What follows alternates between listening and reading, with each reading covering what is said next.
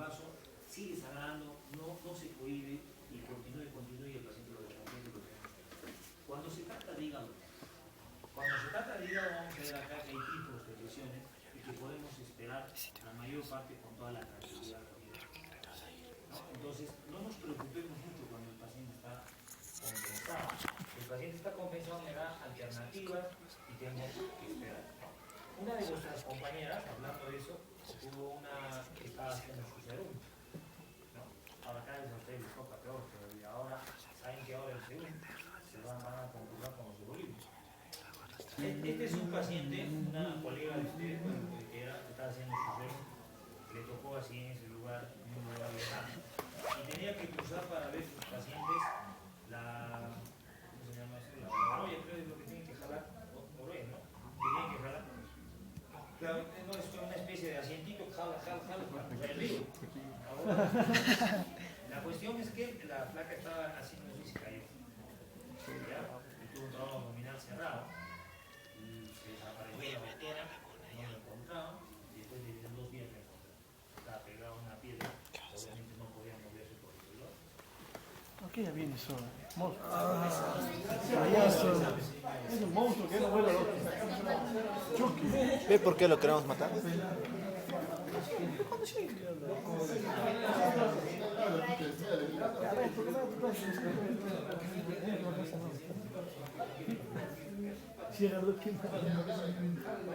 La cuestión es que estuvo 2 días, ¿no? Le estaba doliendo obviamente, pero después de 2 días, ahí se dieron cuenta que no tenían seguro ustedes, porque ellos no tienen ni seguro. La trasladaron, llegó al final luchando por acá, por la lista, todos la llegaron a asegurar y la trasladaron al seguro. En el seguro es un cirujano que lo vio. Entonces, ¿cuál fue el problema? Lo único que tuvo que hacer es aspirar un poquito la sangre y nada más. Pero para eso le tuvo que hacer una cifocubiana, o sea, una incisión mediana de extremo a extremo, para decir, ay, hay un poco de sangre, lo aspiraremos y entonces, vamos a ver. Si nosotros estamos hablando de un paciente hemodiálisis compensado, que hasta 1,5 litros puede aguantar y no pasa nada, después de 2 días ya te da, pues la clínica ya te está diciendo, tranquila, ya ¿qué más necesitas? Si en 2 días no le ha pasado nada, no se va a morir ahora, no le va a pasar nada, entonces pues, podría saber esperar. Evidentemente en esta chica le han podido esperar y no hubiese sido necesario la lápara, ¿no? Pero eso le pasó. Entonces, ahora, ¿quién de nosotros está susceptible de que pueda llegar a pasar eso? Cualquiera. Nos puede llegar a pasar y cuando no tienen los criterios bien puestos en trauma y no se guían por la TLS, sangre que ve, sangre que no es así, ¿no? Entonces las chicas la valoraron porque de dónde nada. Lo que le hicieron, y lo hubiesen hecho si de última, por una laparoscopía, y por ahí lo hubiesen aspirado sangre y se terminara el asunto y no le hubiesen hecho una cifocubiana, que obviamente era imposible de que ahora se vuelva. Una chica joven y psíquicamente al fregar, lamentablemente con todo el problema que ha tenido. Pasa ese tipo de cosas. Entonces estamos hablando, aparte de las radiografías básicas, cuando hablamos de politraumatismo ya sabemos, radiografía de tórax, radiografía de pelvis y columna cervical solamente lateral. Acuérdense que todo es lateral en columna, no me pidan frente. ¿Sí? La de frente no sirve, o sea, no me ayuda más de lo que me puede dar una lateral, no sirve. Métanse eso bien en la cabeza, no pidan. ¿Ya? Siempre pidan de columna lateral, cervical lateral. ¿Qué otra cosa? Ahora justo vimos un paciente con un trauma abdominal, ¿no? ¿Y qué hicieron? Alguien le pidió, ¿qué trauma abdominal? Porque tienen en la cabeza trauma abdominal, ¿qué necesita? Ah, radiografía de abdomen, trauma abdominal. Bueno, le pidieron radiografía de abdomen, ¿sí? Pero el problema es que se comieron la lesión del tórax. Entonces le hicieron, incluso lo operaron, le hicieron la laparotomía, toda la cosa del paciente y el paciente no evolucionó bien. Después de varios días le pidieron la radiografía de tórax. En la radiografía de tórax, en la que hemos visto que uno neumotórax. Entonces ahora tienen que probablemente le van a poner su tubo para llenarlo todo. Pero fíjense, si de entrada le hubiesen pedido la radiografía adecuada en este paciente, no se hubiesen comido neumotórax de entrada. Y ese paciente hubiese evolucionado mucho mejor operado y con su tubito que como estaba evolucionando ahora mal. ¿Ya? Pero no por el problema abdominal, sino por el problema torácico. Entonces, una base más de lo que nosotros estamos haciendo, de que efectivamente la radiografía que se tiene que pedir es la radiografía de tórax y de pelvis. ¿Sí? Entonces, ya sabemos por qué. Después tenemos el otro que estabas haciendo. el lavado peritoneal diagnóstico, otro de los estudios. El lavado peritoneal diagnóstico tiene una sensibilidad del 98% de sangrado intraperitoneal. ¿Y cuándo se indica? Trabajo con cerrado, del que estamos hablando. Pero acá, ¿qué faltaba? Lo de abajo, hemodinámicamente estable. O sea, jamás de los jamás se me va a ocurrir hacer un lavado peritoneal diagnóstico en un paciente inestable. Es muy inestable, casi nada hago y solamente tengo que pensar que lo tengo que hacer. Sí. Ahora, en un abdomen no evaluable o dudoso, ¿en qué tipo de abdomen será no evaluable o dudoso? En aquel paciente esté pequeado. En el pequeado, por ejemplo, muchos, no sé, dudo, o en un niño, ¿no? Que no puedo determinar mucho. Entonces, en ese caso, me puede servir, ¿no? El lavado peritoneal diagnóstico. ¿Y cuál es la otra importantísima? No dispongo de eco o tomografía. ¿Y eso dónde puede ser? Solamente en periferia. ¿No es cierto? En periferia no me queda otra, pues lo único que podría llegar a tener, si no dispongo de eco. ¿Qué más necesita un lavado peritoneal diagnóstico? Adelante. ¿Qué más necesitaría un lavado peritoneal diagnóstico obligatorio? Porque el lavado peritoneal diagnóstico sin laboratorio es igualito, homicidio. Alguien me lo tiene que interpretar. ¿Sí? Entonces yo saco y digo, lavado peritoneal, ¿y qué cosa es lo que he sacado? No lo sé, eso me lo tiene que interpretar un laboratorio. Si no hay laboratorio, tampoco me sirve el lavado peritoneal. Entonces, en conclusión, ¿me servirá en nuestro medio el lavado peritoneal diagnóstico? Prácticamente. La ATLS como primera medida pone el lavado peritoneal diagnóstico. Pero lamentablemente hay cosas que del ATLS lo podemos adaptar, pero no se puede adaptar en nuestro medio. El lavado peritoneal diagnóstico nosotros no lo podemos hacer. ¿Por qué?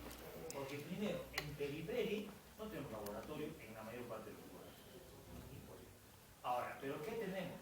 Tenemos el otro estudio, que de acá vamos a ver cuál es la ecografía.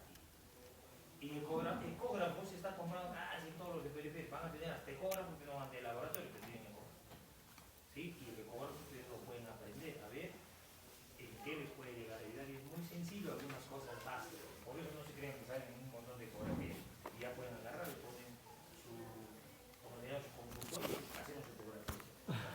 Y eso ha pasado, si hay varios agarran con 2 o 3 cositas que tienen que agarrar y ahí vienen incluir los errores, ¿no? Entonces hay que ponerles anteojos o algo porque no ven nada. Y ellos creen que saben mucho, ¿no? No creen que hacen un poco. Entonces, ¿cómo se hace el lavado peritoneal diagnóstico, digamos, si tendríamos que hacer? Se hace una incisión pequeña, debajo o encima del ombligo, de preferencia debajo, pero también lo puedo hacer encima, ¿sí? Pequeñito. Previa anestesia local. Entonces pongo anestesia local, agarro, abro con un bisturí, ¿no? Y una vez que he abierto, entro a cavidad y coloco una sonda nasogástrica, como está allá. ¿Sí? Y en la sonda nasogástrica, ¿sí? Si ni bien estoy poniendo la sonda, ¿sí? Saco sangre. O sea, estoy poniendo la sondita, saco sangre. Ya digo que es positivo, porque está saliendo sangre. O sale bilis, o sale restos alimentarios, ni bien estoy por colocar la sonda, ya digo que es positivo. ¿Sí? Es el lavado peritoneal diagnóstico positivo. ¿Qué pasa? Estoy poniendo la sonda y no hay nada, o sea, no sale nada. Entonces, ¿qué tengo que hacer? Le pongo cloruro, 1 litro de cloruro de solución fisiológica. ¿Y qué hago? Que el paciente se movilice de costado, al otro lado, ¿sí? Se siente un poquito, o él se vuelve a recostar, con la idea de que ese cloruro instilado en la cavidad abdominal vaya por todos los compartimientos y lo que haya, ¿ya? Se acumule en un solo lugar. Una vez que he hecho eso, agarro y saco ese contenido que he puesto, o sea, ese litro de cloruro lo empiezo a sacar con una jeringa. Y ese contenido que estoy sacando lo mando a analizar al laboratorio. ¿Entienden? ¿Sí? ¿Qué es lo que tengo que hacer? Entonces, y voy a decir criterios de posible, o sea, cuando digo que es positivo, aspiración de 10 mililitros de sangre, ya he dicho, estoy poniendo la sonda y saco sangre, ya es positivo. Ahí es lo que tengo que hablar. Bilis, contenido intestinal, cuando estoy poniendo, también es positivo, ¿no? Ahora, luego de dar 1 litro de solución fisiológica, lo mando al laboratorio y encuentra en el laboratorio, me dicen, ese líquido que he sacado tiene un hematocrito de más del 2%. Me dice que es positivo. Tengo los eritrocitos, ¿ya?, mayor a 100.000 y los leucocitos mayor a 500. Así como bacterias. O sea, en calidad peritoneal tiene que estar estéril, no tiene que haber bacterias. Y si hay bacterias, quiere decir por algún lugar se está contaminando. ¿Sí? En este caso digo que es posible. Ahora, si encuentro sangre, probablemente tome la misma conducta que la anterior. El hecho de que encuentre sangre no significa que lo tengo que operar ya. ¿Sí? Ahora, si encuentro fibras vegetales, bilis, contenido gastrointestinal, quiere decir que está perforada. Entonces, en ese caso, tengo que operar. Entonces, de acuerdo a la positividad del lavado peritoneal diagnóstico, voy a tomar una conducta definitiva. Entonces, uno de los primeros estudios era para nuestro medio, que no está en la ATLS, metas de la cabeza, es la laparocentesis, que es lo único que está a nuestra alcance. Segundo, lavado peritoneal diagnóstico, que es el primerito que prioriza la ATLS, no nosotros. ¿Sí? Y ya sabemos qué se tiene que hacer para poder decir si es positivo o negativo. El lavado peritoneal tiene algunas contraindicaciones, no en todos los puedo hacer. Por ejemplo, en un paciente obeso. En un obeso, ¿sí?, voy a demorarme 10 horas más o menos tratando de llegar hasta la carga, no se puede. Es muy difícil, esto es una contraindicación, ¿no? Ahora, ¿cuál la otra? Cirugía abdominal previa, que tenga varias cicatrices o que tenga una cicatriz mediana, de repente me puedo meter en el intestino y digo que es positivo y lo que he hecho que estaba pegado y me he metido en el intestino, entonces también tengo que tener cuidado en eso. ¿Cuál es la otra? La laparotomía exploradora absoluta, obviamente. Acá ya se está contradiciendo un poquito. ¿Por qué? Porque si necesita, o sea, si el paciente tiene que entrar a la sala de operación sí o sí, quiere decir que no está compensado. Entonces ya no necesito hacer el lavado peritoneal, no es necesario meter a una laparotomía exploradora absoluta. Entonces, esas serían las contraindicaciones del lavado peritoneal diagnóstico. ¿Cuál es el otro estudio? El siguiente paso es la ecografía. ¿Y la ecografía para qué me va a servir?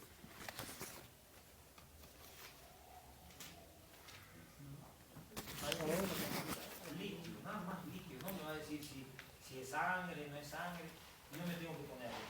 Si es sangre, tiene que ir con la clínica del paciente. ¿Sí? Si el paciente que está, no sé, aunque sea un poco taquicárdico, pálido, no sé, algo que me diga que eso que estoy viendo es sangre. ¿Sí? Entonces, la ecografía, que en inglés significa, ¿no?, la ultrasonografía fast, por rápido acceso en los lugares donde yo tengo, simplemente lo que tengo que hacer es pasar el transductor en determinada zona y me tienen que avisar si hay líquido o no hay líquido. Si el paciente no está compensadito, se me está descompensando, quiere decir que es sangre. ¿Ya? Y si no, puede ser contenido intestinal, puede ser otro contenido. Entonces, más o menos, de acuerdo a la clínica, también me tengo que guiar. Esa es la ventaja de un cirujano, ¿ya?, o alguien que lo está siguiendo al paciente, que puede corroborar su ecografía con la clínica. Lo que no hace, digamos, algunos, ¿no? Radiólogo le hace la ecografía, pero no corrobora mucho con la clínica. Algunos sí, pero otros no. Entonces, lo que ven, pueden imaginarse un montón de cosas, pero ustedes pueden seguirlo con la clínica del paciente. Entonces, la ecografía es sencillo. ¿Dónde se tiene que poner? Uno es en el lado derecho, el doctor, que se llama espacio de Morrison. ¿Sí? Y el espacio de Morrison, ¿cuál sería el espacio de Morrison? ¿Alguien se acuerda? El espacio de Morrison. Morrison, nadie se acuerda de Morrison, no es un amigo. No, el espacio de Morrison es el espacio que hay entre el hígado y el riñón, el espacio hepatorrenal. Y normalmente ese espacio hepatorrenal tiene que estar libre, no tiene que haber nada de líquido. Y cuando hay líquido, quiere decir de que el paciente o es sangre o es contenido intestinal, hay que ver qué cosa puede llegar a hacer. Fíjense en las zonas donde está el traductor. Uno es en el lado derecho, otro es encima del en el epigastrio, debajo de la vejiga y el otro es en el otro lado. Con esos cuatro lados puedo determinar las zonas donde más sangre hay. Este de acá, el de arriba, me determina si hay sangre interasa. ¿Sí? Esto de acá me mira el espacio de Morrison y el palito cólico derecho. El otro es el vaso y el palito cólico izquierdo, y el otro es detrás de la vejiga si hay contenido líquido. Cuando el paciente se para todo bajo, entonces es muy probable que si hay líquido detrás de la vejiga lo voy a ver. ¿Y cómo se ve el líquido para el que no sabe de ecografía? Ahí tenemos. Este es el espacio de Morrison. La parte de arriba es el hígado. Lo de abajo con una C, no sé si le ven oscurito, parece una C, es el riñón. Entre esos dos no tiene que haber ningún espacio. O sea, no tiene que haber nada. Cuando yo veo una zona negra, como se está viendo ahí, quiere decir que el espacio de Morrison se está ocupando de líquido. Y si yo no veo al paciente hemodinamicamente compensado, el paciente está tranquilo, y a las 2 horas le vuelvo a hacer una ecografía, se llama más porque son ecografías serias que hay que hacer monitorizando al paciente varias veces. ¿Sí? Entonces a las 2 horas yo le hago una nueva ecografía y encuentro eso. Fíjense, el riñón es lo de abajo, lo de encima es el hígado, pero hay una zona negra en la segunda, no sé si se ve en la segunda, pero ven la zona negra entre los dos, ya no es como esto que era finita, es mucho más cantidad. ¿Y eso qué me podría indicar? Yo ahorita te hago una ecografía y te encuentro la primera imagen. Y a las 2 horas te hago una nueva ecografía y encuentro la segunda imagen. ¿Qué podría pensar? ¿Sí? La zona de que está sangrando y que está aumentando. Entonces, ¿eso qué me indica? Esa es una de las indicaciones por qué tengo que trazar la operación. O sea, si la imagen me va aumentando cuando un paciente está compensando, pero yo le hago una ecografía y sigue aumentando, le hago a las 2 horas o a la hora otra ecografía y hay un poco más de lo que yo me di, quiere decir que sigue sangrando. Entonces lo tengo que trazar la operación.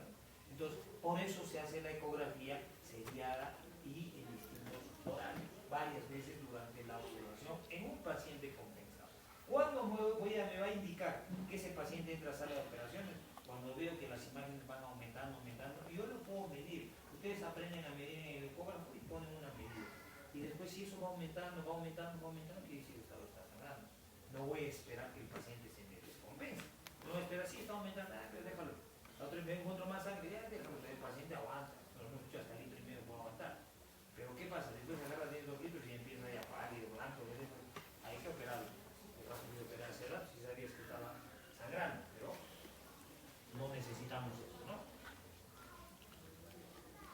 Hay otros estudios especiales que en algunas situaciones, sobre todo en retroperitoneo, que serían más. Acuérdense que el retroperitoneo es muy difícil, sobre todo en trauma, evaluarlo con una ecografía. Entonces lo único que me queda, ¿ya?, es hacer una tomografía. Y la tomografía tengo entre el 92 y el 98% de sensibilidad. Y acuérdense que cuando pida la tomografía, solicítenlo por favor con contraste oral y endovenoso. ¿Por qué? Porque si no, no se puede evaluar y ustedes mismos van a inventar las imágenes de ¿será esto? ¿Será aquello? Nadie sabe qué es lo que es, y probablemente con doble contraste desaparece. ¿Sí? O por lo menos se determina que puede ser epíforo, puede ser grasa, y no es el coágulo que ustedes creían, digamos. ¿No? Entonces hay que pedirlo con doble contraste, no lo descompensa al paciente, que le pongan por vena y que le den un traguito para que se pueda llegar a teñir el intestino y yo pueda saber qué cosa es lo extraintestinal. ¿Sí? Entonces hay que pedirlo con doble contraste. Entonces, tomografía hacia el montaje. Pero ¿qué pasa? A ver, nosotros tenemos un paciente, ustedes decimos un paciente, un caso clínico, ¿no? Un trauma pulmonar, hemodinámicamente estático. ¿Sí? Yo agarro y tengo ecógrafo, no tengo laboratorio, entonces no tengo laboratorio, ya no piensa bien la boca ni nada, yo tengo ecógrafo. ¿Sí? ¿Qué otra cosa? Tengo jeringa y agua. ¿Sí? Entonces agarro, lo punzo, ¿sí?, y no encuentro nada. Pero el paciente estaba compensado y se me está descompensando. ¿Sí? Vamos a hablar con un paciente que tiene un trauma en varios lugares.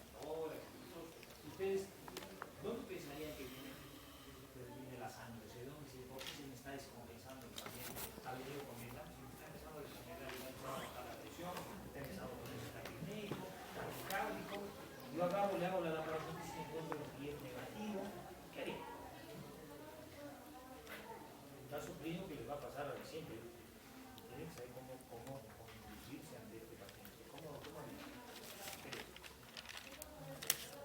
me quedo tranquilo?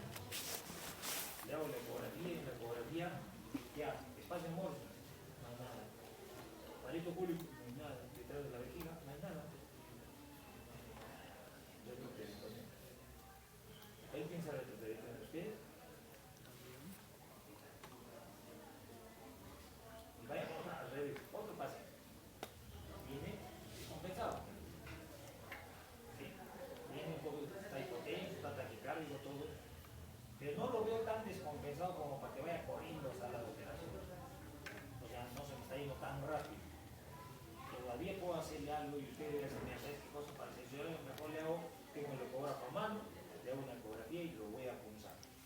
¿No? Lo punzo. Obviamente, si tienen ecógrafo, no es necesario, porque ya van a ver si hay lo que quieren, ¿no? Pero digamos, no tienen ecógrafo, pero ya, el ecógrafo se ha roto, acá lo que me pasa en emergencia. Entonces, allá lo voy a pasar. Ya, lo punzo y no saco sangre. Y el paciente se me está descompensando. El otro vino a compensar y se me está descompensando. Este ya vino descompensado, que tampoco es compensar. ¿Qué pensamos? De los dos pacientes, vayamos por el primero. El paciente que está compensado y se nos está descompensando. ¿Qué hacemos en esto?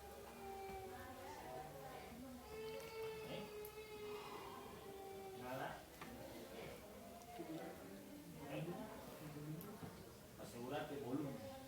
Claro, te asegura 2 días porque el paciente está descompensando, le mete más cloruro, todo, pero yo quiero saber, y ahora este paciente está sangrando. ¿De dónde puede sangrar? Él dice retroperitoneal, ¿será correcto?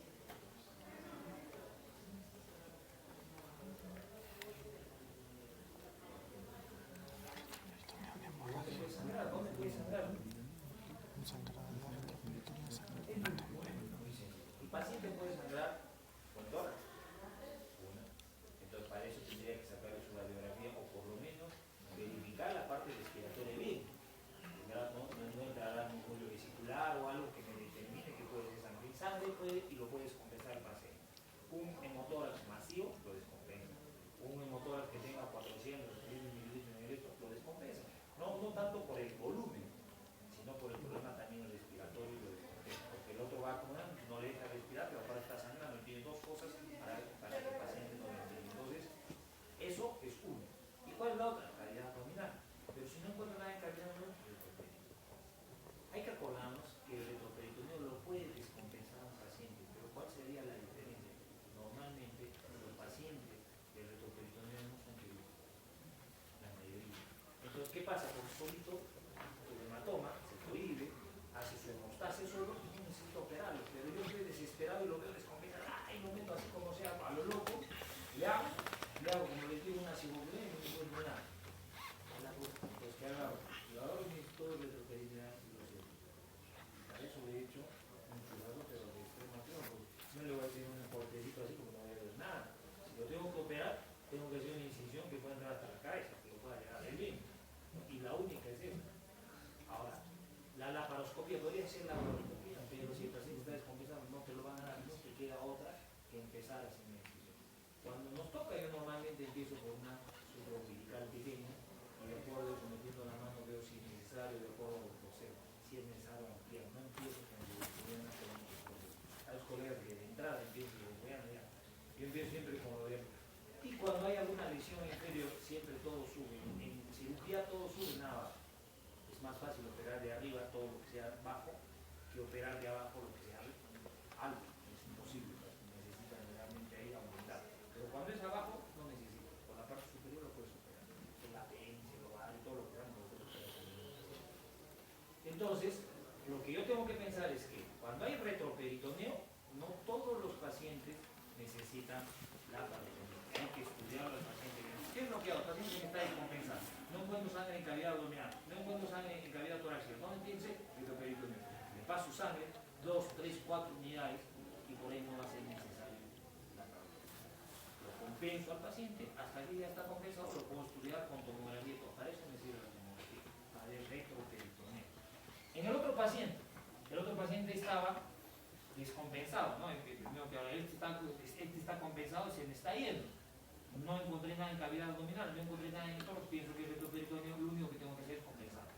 En el otro que se está descompensando, ya vino descompensado, puedo hacer exactamente lo mismo.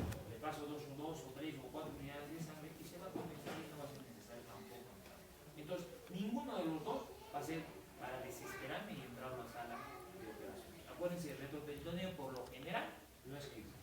La única zona que es quirúrgica de urgencia, que normalmente se mueren los pacientes, la zona 1 que hemos visto. Si la zona 1 queda, todos los grandes vasos. Y lesiones en los grandes vasos no me va a llegar ni que lo haga. Cuando lo estoy abriendo, el paciente se va a hacer. Es muy difícil solucionar. Pero la mayoría son lesiones laterales, lesiones pélvicas. Acuérdense que el retroperitoneo en zona pélvica no hay que menospreciarlo al paciente. Tiene fractura de pelvis, déjalo.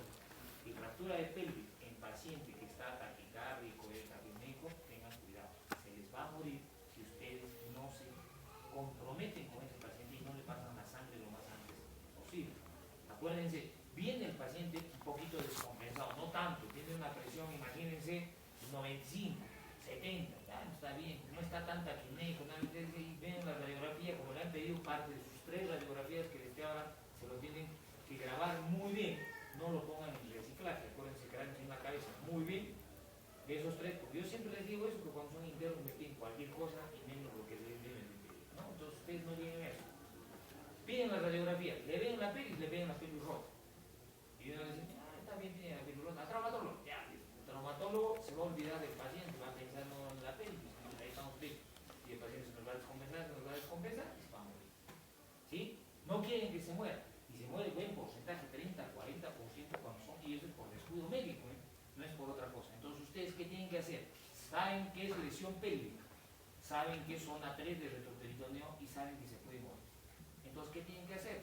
Hacerle los estudios de su hematocrito, ponerle su sangre como corresponde y lo van a compensar al paciente que no necesita otra cosa. ¿Sí? Entonces, piensen en eso, por favor. No lo abandonen a los pacientes con fractura pélvica y no le dejen al traumatólogo solo, porque son pocos los traumatólogos que vienen de forma general al paciente. Se van a concentrar en la pelvis y se olvidan del resto.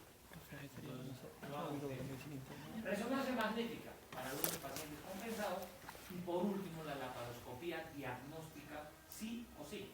La laparoscopía diagnóstica me va a evidenciar lesiones pequeñas de diafragma, por ejemplo, y me va, en muchos pacientes que tengan mucha duda, que se me esté descompensando y haya sangre en cavidad pélvica, con una mínima incisión yo puedo aspirar toda la sangre y probablemente no hacer una laparoscopía externa, ¿no?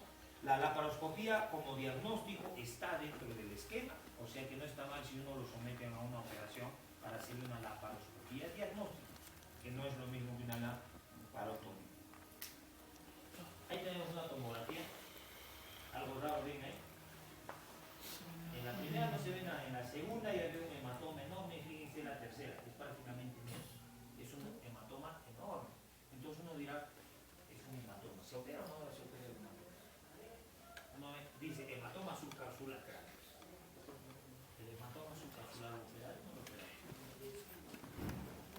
Fíjense, igual que los hematomas, igual que cualquier hematoma, se reabsorben y desaparecen. Entonces, por más grande que sea el hígado, lo único que puedo hacer es que el paciente haga su reposo y tenga cuidado de que cualquier golpe, por eso es mala suerte. Y ocurre, hay gente que tiene mala suerte. Hace poco vino una chica que tenía un quiste grande y obviamente estaba en espera de salir de operaciones y cuando vuelve le dan un pelotazo y le reventan su quiste. Entonces, mala suerte. No creo que un paciente con hematoma justo tenga una mala que alguien le pase ahí.